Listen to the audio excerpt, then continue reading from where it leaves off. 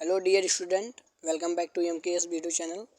आई hope आप सभी लोग अच्छे होंगे। तो फ्रेंड्स, आज हम आपके लिए लेकर आए class 10 science VVIP objective question. इसमें हम 100+ ऑब्जेक्टिव क्वेश्चन को देखेंगे इस वीडियो में।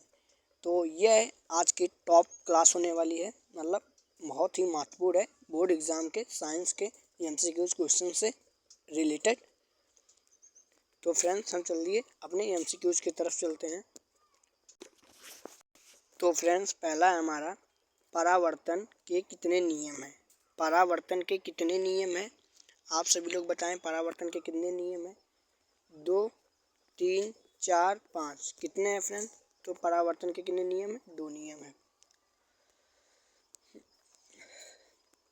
ठीक है। फिर अगला है प्रतिरोध का SI मात्रक क्या होता है। तो प्रतिरोध का SI मात्रक क्या है? तो ओम जो है यह क्या है? प्रतिरोध का SI मात्रक है। फिर अगला प्रश्न है फ्रेंड्स, वायुमंडल में कौन से रंग का प्रकीर्णन अधिक है? किस रंग का प्रकीर्णन अधिक होता है? लाल, नीला, पीला, नारंगी। तो किसका अधिक होता है? लाल रंग का प्रकीर्णन क्या होता है? यह सबसे कम होता है और बैंगनी रंग का प्रकीर्णन सबसे अधिक होता है। तो फ्रेंड्स, फिर अगला हमारा अगला क्वेश्चन है, पाचन की क्रिया कहाँ पूरी होती है? तो यह पूरी होती है छोटी आंत में पूरी होती है पाचन की क्रिया। और इसमें हमने बता दिया कि लाल रंग का प्रकीर्णन कम होता है और बैंगनी रंग का प्रकीर्णन सबसे अधिक होता है। तो फ्रेंड्स, अगला हमारा है, निम्न में से किसका उपयोग खाना बनाने वाले ईंधन में नहीं किया जाता? किसका प्रयोग नहीं किया जाता? LPG का प्रयोग नहीं किया जाता है।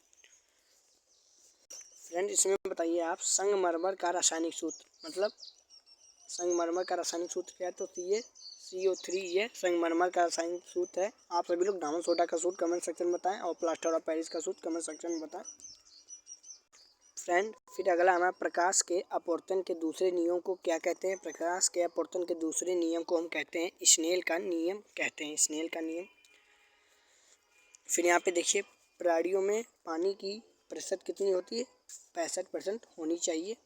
फिर अगला है हमारा, निम्न में से कौन लेंस का आवर्धन होता है और आवर्धन का मात्रक कोई नहीं है? आवर्धन का मात्रक आवर्धन मात्रकहीन है। तो इसमें से आपका ए वाला ऑप्शन राइट ऑप्शन हो जाएगा। फिर फ्रेंड्स, अगला है हमारा, क्या है इसमें से, किसी माध्यम के अपवर्तनांक म्यू का मान होता है? तो यह sin I बटे sin R के बराबर होता है। sin I बटे sin R या फिर sin R बटे sin I। तो option number 20 the correct option.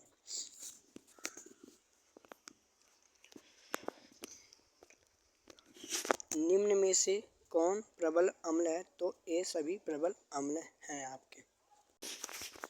फिर अगला प्रश्न है हमारा, कोशिका झिल्ली किस प्रकार की झिल्ली होती है? तो यह अर्धपादक झिल्ली होती है। Option number C is the correct option. फिर अगला है, दही के जमने में कौन सी क्रिया पाई जाती है? तो दही के जमने में, जब दही आपका दूध से दही जब बनता है उसमें कौन सी क्रिया होती है? किण्वन क्रिया होती है।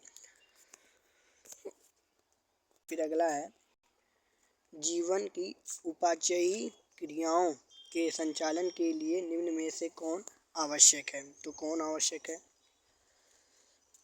निरंतर ऊर्जा की आपूर्ति, ऊर्जा आपके शरीर में हमेशा परमानेंट बनी रहे। फिर अगला, टूटे फूटे ऊतकों की मरम्मत करने के लिए, फिर शरीर की वृद्धि भी हो। तो इनमें से सभी, option number D is the correct option. फिर अगला क्या हो जाएगा फ्रेंड्स हमारा, मत्स्य का मुख्य श्वसन अंग क्या है? मछली, जो मछली होती है उनका मुख्य श्वसन अंग होता है गिल्स होता है। क्लोरोफिल वर्णक का रंग है? तो क्लोरोफिल वर्णक का रंग क्या है? हरा है। फिर अगला, कवक में पोषण की कौन सी विधि होती है? तो कवक में पोषण की कौन सी विधि होती है? मृत जीवी विधि पाई जाती है। शरीर में भोजन का पचना क्रिया है, तो कौन सा क्रिया है? अपचयन है या उपचयन है? आप कमेंट सेक्शन में बताएं। रक्त क्या है? तो रक्त आपका है यह ऊतक है। रक्त क्या है? ऊतक है। और कौन सी उत्सर्जी अंग? तो इनमें से कौन सा उत्सर्जी अंग? वृक्क क्या है आपका? उत्सर्जी अंग है। फिर अगला है हमारा विभवांतर। विभवांतर मापने वाले यंत्र को क्या कहते हैं? तो क्या कहते हैं? एमीटर कहते हैं, या फिर वोल्ट मीटर, या फिर गैलीवोमीटर, क्या कहते हैं फ्रेंड्स?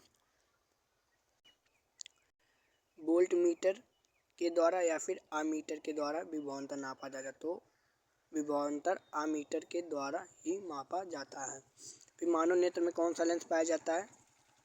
मानव नेत्र में कौन सा लेंस पाया जाता है? उत्तल लेंस पाया जाता है मानव नेत्र में। और कौन सा द्रव पाया जाता है? कमेंट सेक्शन में आप सभी लोग बताएं। फिर अगला है रुधिर का कौन सा अवयव रक्त स्राव मतलब रक्त का बहना रोकता है? तो कौन सा रोकता है? हीमोग्लोबिन या फिर प्लेटलेट्स? कौन रोकता है? कौन रोकता है ये जो आपका रक्त बहता है? प्लेटलेट्स रोकता है या फिर हीमोग्लोबिन?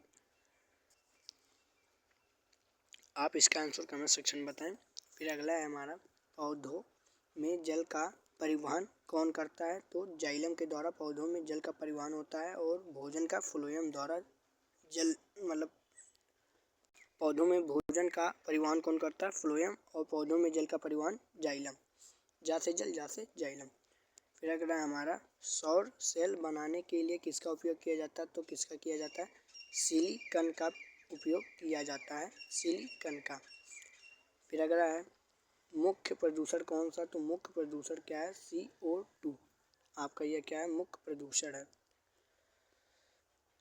फिर अगला हमारा रक्त लाल किसके कारण से होता है? तो हीमोग्लोबिन के कारण से आपका रक्त जो होता है यह लाल होता है। अगला है किस दर्पण की फोकस दूरी धनात्मक होती है? तो उत्तल दर्पण की फोकस दूरी क्या होती है? धनात्मक होती है। और अवतल दर्पण की फोकस दूरी क्या होती है? ऋणात्मक होती है। दही का जमना किस प्रकार की क्रिया है? तो ये किण्वन है, आपको पहले ही बता चुके हैं हम।